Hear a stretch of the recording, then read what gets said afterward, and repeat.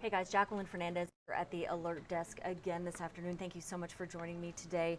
Of course, on everyone's mind, the big news of the day here nationally, President Trump is heading to Alaska to speak with Russian President Vladimir Putin. This is the, thing we've been discussing all week now to finally end the war with Ukraine.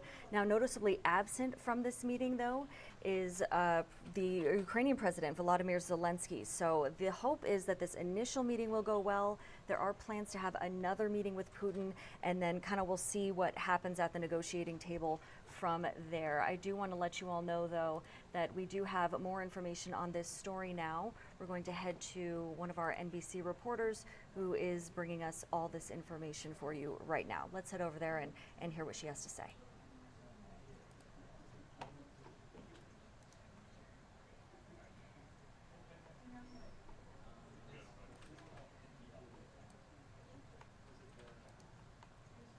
Trump heading to Alaska to meet Russian President Vladimir Putin face-to-face in the hopes of moving a step closer to ending Russia's 3-year all-out assault on Ukraine. If it's a bad meeting, it'll end very quickly. And if it's a good meeting, we're going to end up getting peace in the pretty near future. Ukrainian President Volodymyr Zelensky was not invited to Alaska, but President Trump hopes for a swift follow-up, including all parties. All I want to do is set the table for the next meeting, which should happen shortly.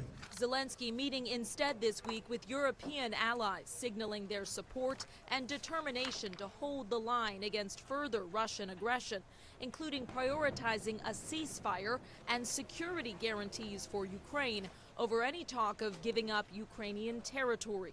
They'll be discussed, but I've got to let Ukraine make that decision. The president's hope is to achieve some stoppage of fighting so that those conversations can happen. Secretary of State Rubio among the high-level U.S. officials set to join today's talks following a one-on-one between Presidents Trump and Putin and capped by a press conference, though it's not clear if both presidents will take questions.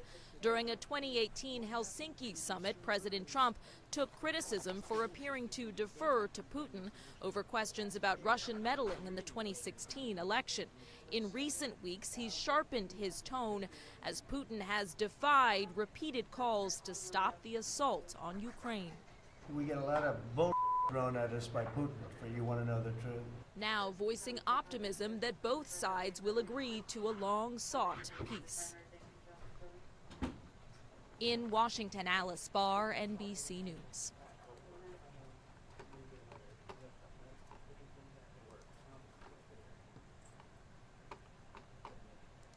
So that was the latest from Alice Barr that we just shared with you. Now, the idea is that if all goes well with this first meeting, that Trump will then meet again with Putin, and eventually Volodymyr Zelensky will be involved in these discussions as well. This war has been going on for years now, a lot longer than I think a lot of us initially thought. So hopefully this will bring an end to the killing. This will bring an end to the war. But do stay up to date with us on air and online at firstalert6.com as we continue to follow this national story.